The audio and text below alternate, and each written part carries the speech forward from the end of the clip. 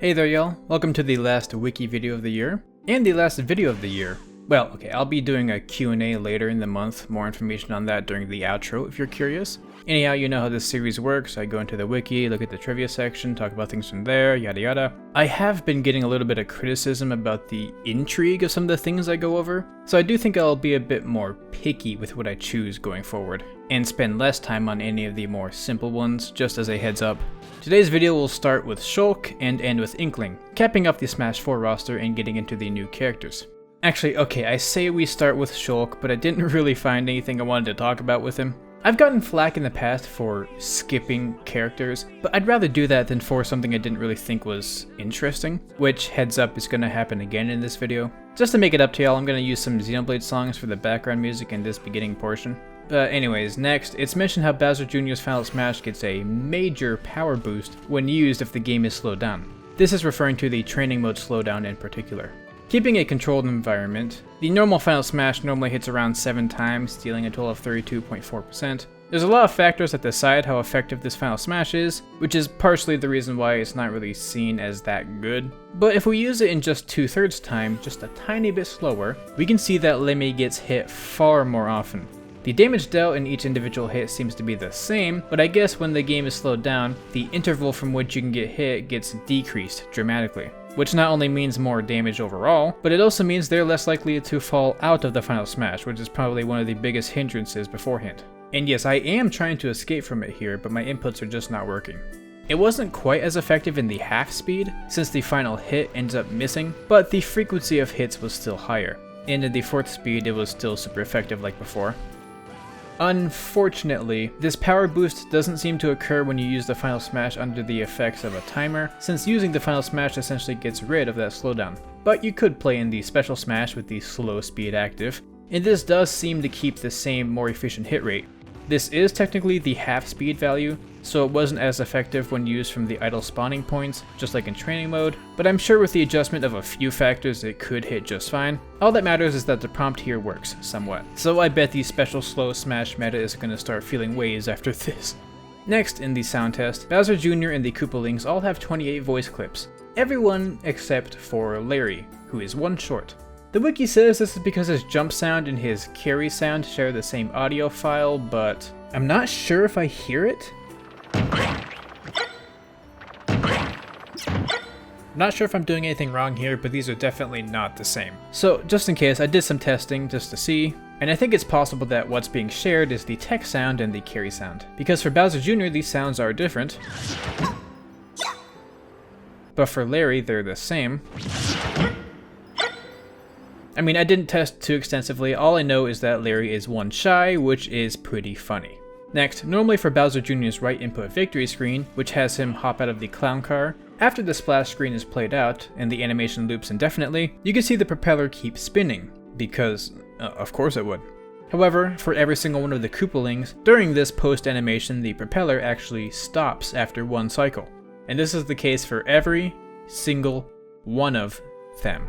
Well, except for Roy. His loop's just fine. I guess he's just built different from the others. Which, I mean, is true. Roy is one of the coolest Koopalings. I still think I like Ludwig better, but it's a close contest. Also, in writing this script, I had to change the wording a lot because I totally forgot that the Koopalings does not also refer to Bowser Jr. I mean, it'd be way easier to just refer to all 8 of these costume variants as just the Koopalings, but I guess to be more accurate I have to keep calling them Bowser Jr. and the Koopalings, even though that's a bit more of a mouthful. Anyways, lastly for Bowser Jr. and the Koopalings, we've got a few errors in promotional trailer footage to go over. These ones in the Everyone Is Here trailer. First, if you look closely at Ludwig as he falls, you can see that his clown car actually has 2 mouths on it. Haha, whoops, that's not right. And then, after Lemmy uses his down taunt here, you'll briefly see that his face disappears. Haha, that goofball Lemmy, always removing his face. What a joker. And you know what? I bet Lemmy also gets his personal information sold online without his permission. Probably just like you. That's where today's video's sponsor, Inkling, comes in. Inkling is a service that helps you protect your privacy by taking your personal data off the market, by reaching out to data brokers on your behalf and requesting its removal. See, there's a lot of ways companies can not only get your information, things like your full name, address, social security number, and many more, but there's also a lot of ways that it can get used. ways that transcend just advertising certain products onto your feed. If any corporation has your information and said corporation gets hacked, which has happened plenty of times, then guess what? Your information is now the hacker's information, even if you never worked with that corporation in the past. This can lead to scam emails or calls, maybe even having your account itself hacked. I still remember having my Etsy account taken over and used to sell overpriced porcelain or whatever, and while I managed to get that under control just fine, there's no telling how those hackers got my information there, which was pretty scary. Of course, there are laws that let you tackle this information hot potato yourself, but I'm sure a lot of us aren't very experienced in law or how to enact it, which is why Incognito is so important since they can do all that for you. All you have to do is sign up, telling them whose personal data you want protected, and just wait as they comb through the many instances of someone having your data, and attempt to get rid of it. So sign up with the link in the description, incognito.com/pkbeats, and the first 100 people to use this code will get 20% off. Keep yourself safe, unlike poor old Lemmy over here. Moving on to Duck Hunt. It's mentioned how for their entrance animation, there's an error that occurs when they come in facing the left side. The smoke that appears to make the grass go away actually renders behind the grass, rather than in front like it normally should. And that is wacky. Next is Ryu, who is the other character that had nothing I really wanted to go over today, which surprised me considering how he actually seemed to have a lot of trivia entries here, but they're all just kinda either this basic thing is a basic reference to this basic thing, or things like Ryu appears in this many spirit battles and whatnot, and I just didn't really think it was worth talking about. Though I guess with the amount of time it spent for me to explain this, I could have mentioned a number of these anyways. If you really want something, I made a video a while back now about how Ryu technically has a third variant to his final smash, which is sort of a failsafe for if the input just barely misses someone. This also is a reference, but is a pretty cool and niche one that probably a lot of people don't know about. I mean, unless you already watched the video. So if you haven't, you can do that after you watch this video. A link to that is in the description in iCard. Luckily, there's a couple for Ken that I wanted to mention. First being that he's the only character in the game who has a voice line for when he grab releases someone. What? Now, okay, bear with this rant for a little bit, please. But I had to listen to this a few times because at first I thought he was saying something more like, what? But I think that's just because I was hearing it from a very quiet TV. I mean, I can still hear either what or whoops depending on which one I focus on. Whoops, whoops, whoops, whoops. I'm not trying to claim that he might be saying what, he's definitely saying just whoops, and everyone I asked about this only heard whoops anyways, but it's just kind of funny that I can sometimes hear what depending on which word I lean towards. I don't know, it's possible he's also saying Yanni or Laurel.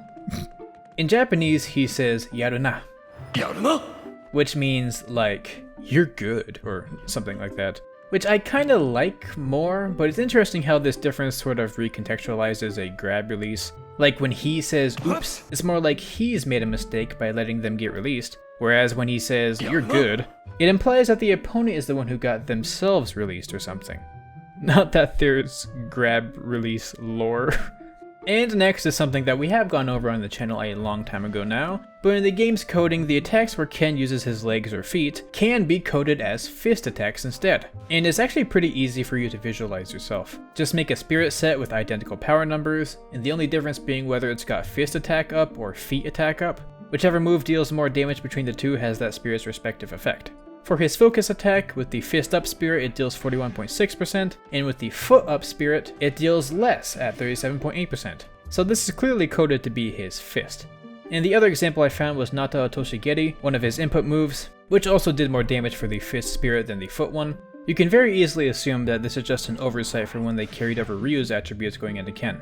But this isn't all-encompassing for whatever reason, as moves like, say, his up air, which is a punch for Ryu and a kick for Ken, are properly coded as feet hitboxes, and are thus boosted and powered by the respective spirit. Next up is Cloud, where a prompt mentions that the rumble controller effect doesn't work properly for his up smash. That being that it just doesn't rumble for the sweet spot hit. So basically if I don't really know how to show this. Okay, you guys are just gonna have to trust me on this one, okay? I tried it out for myself and there's a lot of rumbling beforehand with the charge effect. But then when you let go, it all just disappears, which is contrary to basically every other move he uses. When it lands, there's a little bit of a rumble effect. Like, this is the case for even pummeling, and yet when you land the up smash, just nothing. But it's especially strange when you see, or feel, that the rumble is in full effect for the sour spot of his up smash.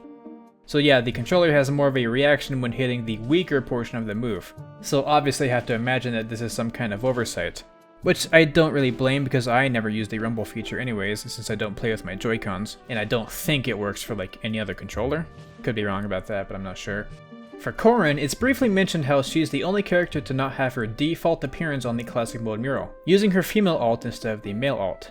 But you can tell that I'm using female pronouns for her anyways, and that's because the female version of Corrin seems to be the default used for any kind of advertisement of the character or anything else. So really, it's less weird that the female alt is on the mural, and more weird that they didn't just make the female version the default version. I mean, it's not like there's a hard rule that says the male alt has to come first. I mean, just look at Inkling or Wii Fit Trainer. Anyways, for Bayonetta, apparently the pendants that are on her smash attacks have a little inconsistency in them. For the default Bayonetta appearance, the pendants on her are platinum and blue, and are properly reflected in her smash attack limbs, which are hard to point out, but I imagine it's right here, and this is also the case for her Bats Within appearance. But for the original Bayonetta design, her pendants are normally gold and red, which are properly used in the Bats Within appearance, but for her smash attack limbs, they're still platinum and blue. I wasn't sure about this one since, as I've stated before in the channel, I know basically nothing about this series, but on the surface level, yeah, I can see that being a little error considering how the Bats Within keeps the colors just fine, so that's easy to miss, but it's cool. Next, it's mentioned how on the no contest screen, Bayonetta actually grows in size quite a bit.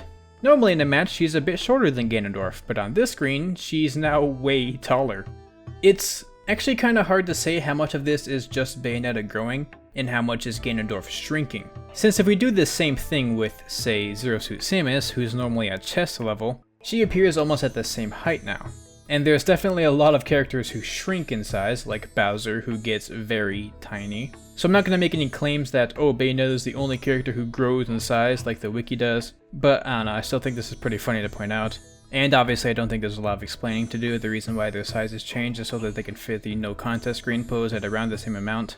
And lastly for today's video is Inkling. First, it's mentioned how if you stop charging the ink tank the frame it gets full, the gauge on the character portrait will maintain its color borders, even though it should just be black when it's full, as you can see here. And if you continue the charge, it won't get fixed, nor if you get KO'd. But using any ink-based attack will properly deplete the gauge, and refilling it like normal will fix this. But you can repeat this as many times as you want to.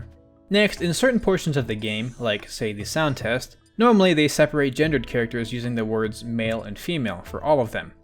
However, for Inkling specifically, they use the words girl and boy. This is definitely not an age thing either, since you have to remember that the Pokemon trainers are also children. Rather, it seems to be mimicking the wording used within the Splatoon series. According to the wiki at least, again this is another series I don't touch. At the very least, I can feel confident that this is meant to be specialized wording, because in the Japanese versions, while all the other characters just use typical words for man and woman, the Inklings use the English words girl and boy, which sticks out a lot more here, which is really interesting. What's also interesting is that when the Inklings have a final smash ready, atop their head will actually be an inky aura effect matching their color, which I have never noticed before. Apparently this is meant to reference the games, when an Inkling has maxed out their special gauge, just with less flailing tentacles. And speaking of Final Smash, and lastly for today, it's mentioned how the background color used for their Final Smashes are actually dependent on the Inkling's gender. For the girls, it's blue, and for the boys, it's green. I was surprised that the difference was gender-coded rather than color-coded. I mean, you can imagine why they wouldn't want matching colors, since that would make the ink hard to see, and is why the green Inkling, despite being a boy, has a blue background like the girls do. I guess I would have pictured them using a different color pairing per ink color, or maybe this is a reference too? Is this how it works in the Splatoon games? I don't know anymore. So I think I'll end things off there. Overall, there were a few more duds in this video than I would have liked, but I still want to cover each individual character in order like I have been, even if I have to skip over a few. Once I'm done going over every character, I can treat this series a lot more casually and just cover random topics. But for now, I'm going to keep going through the list. We're pretty close to the end though, now that we've started covering some Ultimate Newcomers. So I hope y'all at least enjoyed this one, had a fun, relaxing time, and I hope you look forward to the year of 2023, where I've got a few other new series in mind that I'd like to try out. Oh, and that Q&A I mentioned at the beginning. Yeah, after this video goes live, I'll make a community post about that, where you can leave your comments and questions under that. And towards the end of this month, I'll make a quick little video just to cap off the year. So if you're not interested in that, then that means this will be the last time you see me this year. Assuming you don't go back and watch my older videos, which you should because they're all very awesome and cool. So I hope you take care of yourselves for the holidays, keep yourselves warm and happy, and I look forward to seeing y'all in 2023. And I certainly can't forget to thank my lovely patrons, Parade Dino, Raighne, Skully, Sylvan700, Burbo, SickanDaDank, and everyone else for their support. Stay casual, and I'll see y'all later.